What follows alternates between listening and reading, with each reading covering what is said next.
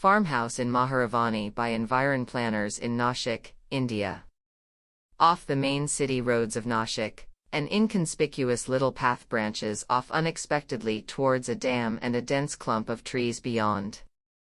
There is nothing to indicate to an average passerby what lies beyond this otherwise modest countryside.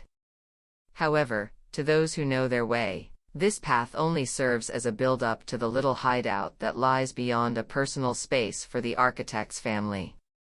For the first-time visitor who trudges over the dam and makes their way through the wooded surrounds, it is ambiguous at its best.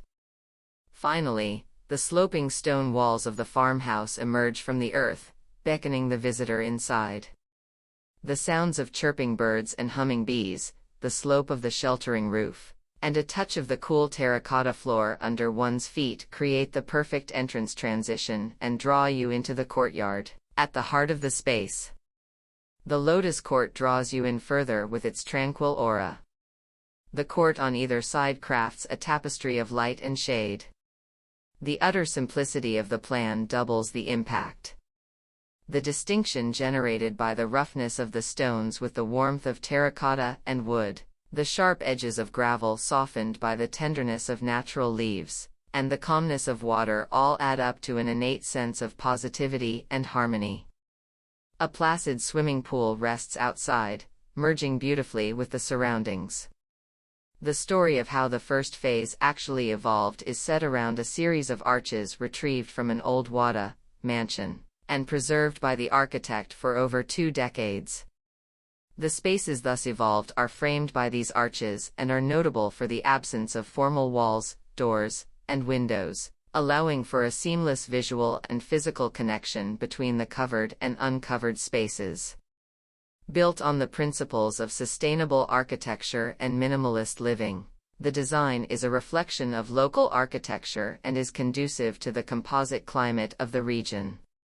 A water harvesting pond connected to percolation pits and trenches in the bare ground helps recycle water on site. Solar panels are used for water heating and part of other electrical consumption. The stone used in the masonry work has been quarried from a well dug on the site itself.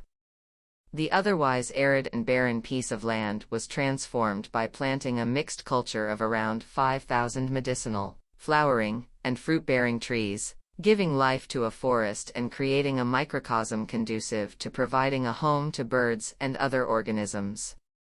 A building is like a growing organism. There is constant growth. With time, ideas and requirements evolve, which is ultimately reflected in the architecture. After nearly 2 decades, the farmhouse has transformed from a weekend getaway to a home for the architect's family, with a new identity, a way of living closer to nature, with trees, insects, snakes, dogs, cats, and everything that comes along with it. Luckily, around this period, the architect was able to procure the remains of another dilapidated wada. The retrieved brackets, beams, columns, and every piece of wood were salvaged, assembled, and reused while maintaining the design language of the original farmhouse. To suffice the changing needs, modern touches were added with dressed basalt stone masonry and puff-insulated sheet roofing laid over with PV cells. The concept of the 3 rupees, reduce, recycle, reuse formed the gist of this project while conserving and preserving materials from the 2 wadas. This farmhouse is symbolic of all the things the architect's family loves and respects. The elements of nature, a piece of sky, a touch of the earth, access to wind, and the presence of water are all nurtured here.